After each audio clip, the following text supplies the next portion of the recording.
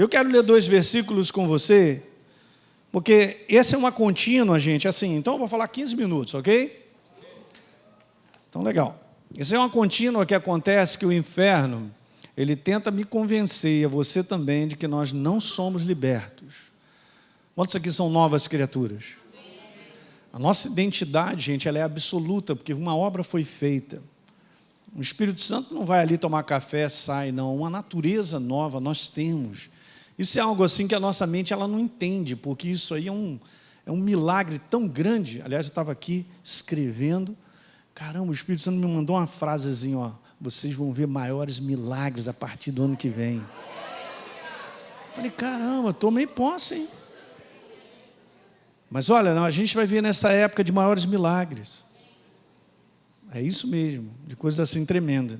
Abre lá para mim em Romanos capítulo 8. Romanos capítulo 8.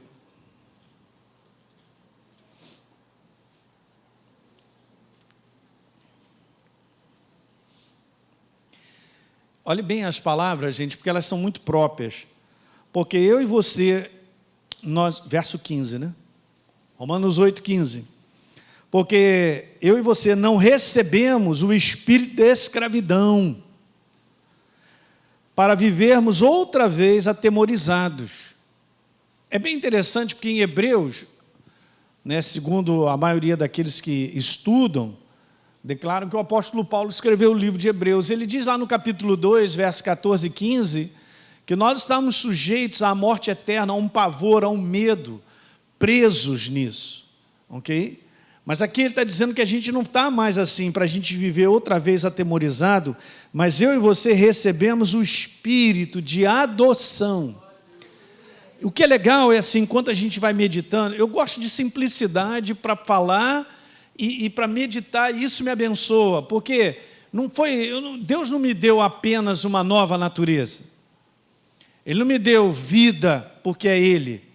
Mas Ele me atrelou a Ele de uma forma da qual eu e você somos da família. É muito mais, é um negócio grande, gente. Ah tá, eu posso ser uma nova criatura. Não, mas eu sou uma nova criatura filho. Essa é uma identidade fantástica. Essa é uma identidade que tem muita coisa de aliança e daquilo que Deus estabeleceu para fazer valer em cima disso. Primeiro que eu não estou perdido nesse mundo, eu sou filho dele. Eu sou cuidado por ele, de uma maneira intensa. Então isso aí é a alegria do coração dele. A gente tem que entender que a nossa nova natureza é a alegria dele. A alegria dele foi expressa quando ele criou o homem. Você lembra que eu já falei essa frase, mas é bom a gente lembrar ela e renovar na nossa mente? Deus criou eu e você com a finalidade de nos amar. Meu Deus, e amar é se expressar, não é só um sentimento. É um amor de termos um relacionamento com Ele. E obviamente, porque nós vivemos um mundo de necessidades, Ele é a nossa provisão e o nosso cuidado para tudo. O que é legal nesse relacionamento, nessa filhos da adoção, é que Deus não está programando coisas para serem feitas, já está tudo pronto. Mas o mundo caos que nós vivemos é da baita das maiores inseguranças. Então aqui fala sobre a adoção de filhos. Verso 15. Recebeste o espírito de adoção baseado no qual clamamos Abba, Pai. É a mesma que está em Gálatas que Paulo fala sobre isso. Porque agora somos filhos e Deus enviou o espírito do seu filho ao nosso coração, a gente pode dizer Pai. Então eu tenho um pai por natureza mesmo. Né? Para pensar em casa que o Deus que criou todas as coisas é verdadeiramente teu pai. Tá, ele me criou, mas eu tenho a mesma natureza dele. Então tem algo nessa criação superior às outras, obviamente. E nós sabemos disso. Ok? Então como é que ele pode fazer um registro num livro que é para o homem, dizendo tudo isso a respeito de quem nós somos? Fala aí, pô, vamos parar para pensar, o negócio está grande. Só que muito pouco da igreja, vamos dizer, a porcentagem menor da igreja entende esse relacionamento e essa obra de nova natureza, que é a verdadeira liberdade. A verdadeira liberdade não está do lado de fora. E nós conquistarmos tantas coisas que nós vamos dizer assim, que legal, que vida feliz que eu tenho. Não funciona. Nessa naturalidade não tem verdadeira felicidade. Tem várias coisas que são prejudiciais. Não preenche o ser humano. Você é preenchido por causa dele, eu também. Nós somos preenchidos por causa dele. A pessoa dele, o espírito dele nos preenche, sacia o homem de dentro, de tal maneira que a gente não tem necessidade de outra coisa. Então nós vivemos sobre a face da terra apenas nas necessidades, mas nada desse mundo pega no nosso coração, porque ele é bem maior. Ele é tudo que o ser humano precisa. Para o ser humano viver livre, ele não precisa ter coisas. Ele precisa ser liberto de dentro para fora numa nova natureza. Então aqui está dizendo assim, ora, se somos filhos, no verso 17, somos também o quê? Meu Deus, herdeiros de Deus e co-herdeiros com Cristo. Então isso aqui é uma baita de uma identidade que o apóstolo Paulo põe num capítulo 8, que diz lá no verso 1 que já nenhuma condenação há para os que estão em Cristo Jesus. Por quê? Porque a lei do Espírito e da vida em Cristo, olha as palavras que ele usa um negócio tremendo, nos libertou, nos livrou da lei do pecado e da morte, que nos atrelava às trevas, primeiramente por uma natureza. Obviamente, todo o meu comportamento, meu estilo de viver estava atrelado à minha natureza, não podia ser outro. Mas agora, nós temos a natureza do céu, tá certo? Isso muda tudo.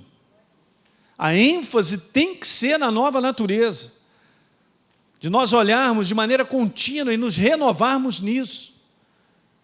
A nova natureza.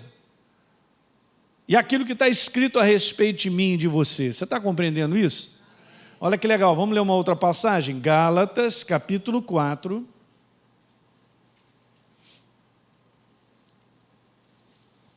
Verso 1.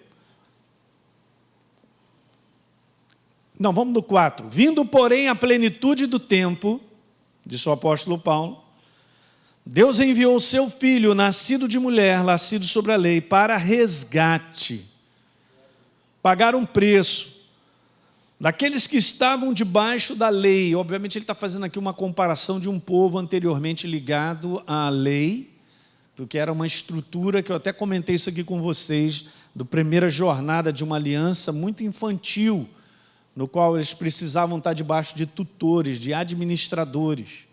E a lei funcionava dessa forma. Mas interessante, a lei é boa, perfeita, porque é a palavra de Deus. Mas ela, no tempo passado da primeira aliança, só por obedecer a lei não transformava. Ok? Não é que nós estamos desligados de obedecer, porque é o nosso sistema de viver até o final. Mas só que agora, sendo novas criaturas, nós somos capacitados pelo Espírito a viver a verdade. Ninguém vive a verdade se não tiver capacitado.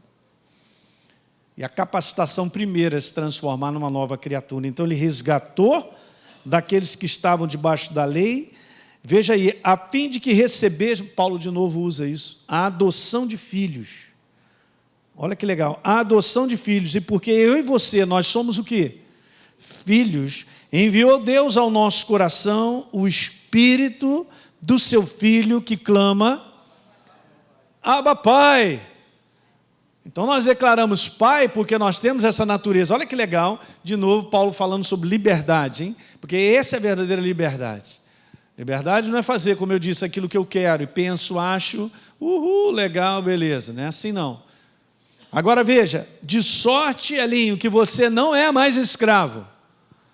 Você era, mas agora, sendo filho, você é herdeiro. Então, entende que o filho é liberto? O filho é livre. Então, você tem que associar, e é isso que a gente vai compartilhar, algumas coisas, de associar a minha nova natureza à liberdade. Há uma maneira, o sistema desse mundo de viver, é um sistema da ilusão, é um sistema mentiroso, é um sistema onde as pessoas acreditam naquilo que não é verdadeiro. Nós sabemos disso. É por isso que alguém quer um escape para alguma coisa. Então, alguma coisa tem que virar o escape para o cara se sentir feliz, porque a vida é tão infeliz, mas aquilo não alimenta em nada e não muda o seu interior. Mas quando a gente entrega a nossa vida para Jesus, a gente se torna uma nova criatura, a liberdade já chegou. E o problema da humanidade em estar presa e escravizada é a uma natureza. O resto é só acréscimo na nossa vida. Não é não? Eu sou livre. A minha natureza, ela declara isso. Eu não sou preso mais, eu sou um ser livre. Ele me libertou. Aqui está escrito, eu era escravo, não sou mais. Essa é a minha alegria. Outro dia eu estava falando para Deise, o lance da igreja é aprender a viver pela sua natureza como a ótica. É enxergar pela sua nova natureza as situações que o inferno cria para declarar, você está preso. Eu não estou preso. Não, mas você está com um baita de um problema financeiro, ou realmente essa situação está crítica na tua vida, ele está dizendo o que para mim? Isso aí, o meu Deus, Ele resolve, aleluia, eu creio nele. Então não tem nada do lado de fora que te diz que você é livre. Não, mas eu tenho um baita do emprego, isso não é liberdade. Ah, eu tenho uma casa nova, não falta nada. Beleza, não é para faltar na casa de ninguém, aleluia. Também não é liberdade. Seja grande ou pequena, também não define liberdade. Liberdade, então, é o cara ser rico? Também não define. O que mais? O que vai definir liberdade? Nada, nada, nada. Só tem uma coisa que define liberdade. É eu perguntar para você que natureza você tem. Vai com essa para casa, rapaz. Aí a gente vê o mundo inteiro, bilhões de pessoas sofrendo verdadeiramente situações piores que nós vivemos e não são novas criaturas. Não tem verdadeira liberdade. E a igreja está sobre a face da terra, somos nós. O inferno joga na frente da igreja tanta coisa para dizer o que ela é, que ela está meio perdida. Então, conversando com uma pessoa recentemente, foi uma inspiração para conversar sobre isso, de tantas lutas e dificuldades que ela está enfrentando, ela, de repente, num momento, ela chegou para mim assim, será? Para fazer uma conclusão, e aí eu peguei na hora e falei, não, cara, não. Essa é a pergunta que o inferno faz para todos nós. Será? Botando dúvida. Botando dúvida. No caso, estávamos conversando sobre algo, será que eu tenho chamada? Será por causa das situações? Nada define isso. O que Deus estabeleceu, o que Ele é na nossa vida, gente, jamais será mudado. Eu vou repetir bem forte, jamais será mudado. Não muda. Então nós temos que aprender a levantar o entendimento da nossa liberdade, por ser novas criaturas e partir desse ponto para abordar várias situações que o inferno vem e diz para mim, Elinho, você está preso, você está escravo, você não consegue isso, você não consegue avançar isso na tua vida, de uma certa forma você está preso. Ele vem, os convencimentos são terríveis, de um mundo realmente na escravidão. Mas você não é mais um nessa multidão, você é? Eu não sou. Eu sou do reino de Deus, eu pertenço a Ele. Eu estou no reino de Deus, eu vivo a liberdade dEle. Porque oposições sempre existirão, porque isso é bíblico, é só ver desde o início. As oposições contra o propósito de Deus, contra o povo de Deus. Mas todas as vezes que nós caminhamos debaixo da imagem de quem nós somos e daquilo que está estabelecido no nosso coração, nós vamos avançar, não vai parar. Você pensa que 2020, se está dizendo para você que vai parar, eu vou te falar, é o contrário, você vai avançar. Eu também, Deise também, todos nós vamos avançar. É assim mesmo. Desafia Deus no propósito dele. Quem é o inferno para desafiar Deus? Quem é ele para dizer que não dá? Mas ele fala todo dia, pelas circunstâncias e as coisas que nós estamos vivendo. Ele só está intimidando e falando alto, e a gente vai responder com a nossa nova natureza, aleluia. E com toda a proposta que é bíblica, é verdade, ela está conosco. Deus luta por nós. O propósito dele se cumprirá na tua vida. Gente, para pensar, porque essa é a grande cooperação nossa. É uma cooperação de acreditar em quem nós somos. Não é aquilo que eu sinto, é quem eu sei que eu sou. Porque está escrito lá em Romanos, ele testifica no nosso espírito, está lá, que nós somos filhos dele. A tua testificação vem de dentro, não vem de uma situação mudada, de uma situação agradável. Ela vem de dentro, numa nova natureza. Está lá, não adianta. É daí que a gente testifica, é daí que a gente parte. É por isso que a fé, para caminhar com Deus, ela tem esse caráter, tem essa característica, que ela é daqueles que não retrocedem. Mas se fala que retrocede, é porque dá vontade. Por quê? Porque a gente vive num mundo de oposição. Um mundo controlado por um sistema maligno de viver, que é oposto a tudo que nós fazemos. Nós estamos na maré contrária, só isso. Mas não significa que nós não vamos avançar. E não significa que Deus não cumprirá o propósito na tua vida.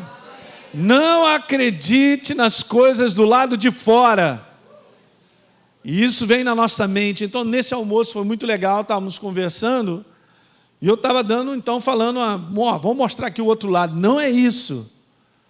Por causa das coisas escuras, de situações que acontecem, lançando a famosa, será que sou? Será que Deus está? Será que Deus está? Será? Pronto. Eu não vou engolir essa. Não engula essa. Eu vou terminar só para te dizer isso, gente. Esse mundo é controlado pelo engano. Eu vou repetir, o mundo é controlado pelo engano. Um sistema de pensar que destrói, que quebra, que leva à falência, que tira o prazer, o ânimo, a força, que não vê luz no final do túnel. E eu quero te falar, como eu li hoje, João capítulo 8, a gente anda na luz. Eu não estou esperando aparecer uma luz no final do túnel, eu ando na luz. Você também. Jesus é a luz.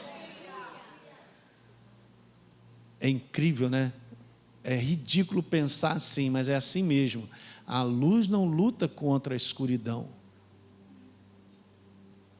A luz não chega aqui depois de meia hora de combate para poder se estabelecer. No momento em que ela é ligada, a escuridão é que corre. Então, se a escuridão na forma de pensamentos, na forma de oposição de tudo que a gente enfrenta está na nossa frente, quando a luz chega, pum, acabou.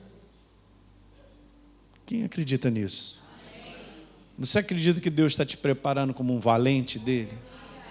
Porque, olha, eu vou te falar, estou vendo aqui um bocado de mulheres, obviamente, cara, olha, Deus conta contigo. Você tem que ser um valente na tua casa. Em acreditar que a tua casa será transformada. Que a turma da tua casa se entregará a Jesus. Pastor, mas eles já estão piores. E o Kiko, cara? Quando a luz acende, as trevas têm que ir embora. Simples, simples. O que para Deus é difícil? Essa semana Deus estava escrevendo, mandou para uma pessoa. Acaso, guarda essa aí, isso está lá em Gênesis capítulo 18, no verso 14. Deus falando para Abraão, cara, acaso há alguma coisa demasiadamente difícil para mim? O que para Deus é impossível? Eu falei recentemente, nada, porque isso não está no dicionário dele. Não tem no dicionário de Deus impossibilidade. Eu vou repetir de novo, não tem impossibilidade no dicionário de Deus. Bom, então eu estou debaixo de um propósito dele. Legal? E a impossibilidade está na minha frente. Vai cair, a luz vai bater. As trevas têm que ir embora. Não é assim uma notícia, pastor, não sei se o próximo ano vai ser de mais esperança. Não, assim é que as trevas vão ficando maiores, a luz de Deus, a força de Deus vai ficando maior ainda. É assim mesmo. É só ler Isaías. Você quer ver? Vamos terminar então lendo Isaías.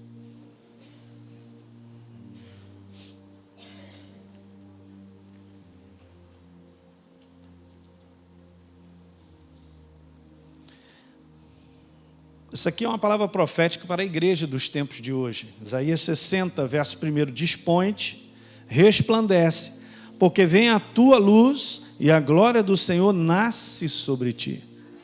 Depois, verso 2, porque eis que as trevas cobrem a terra e a escuridão os povos, mas sobre aparece resplandente o Senhor e a sua glória se verá sobre ti. Olha que legal falando sobre a luz. As nações se encaminham para a tua luz, para a igreja.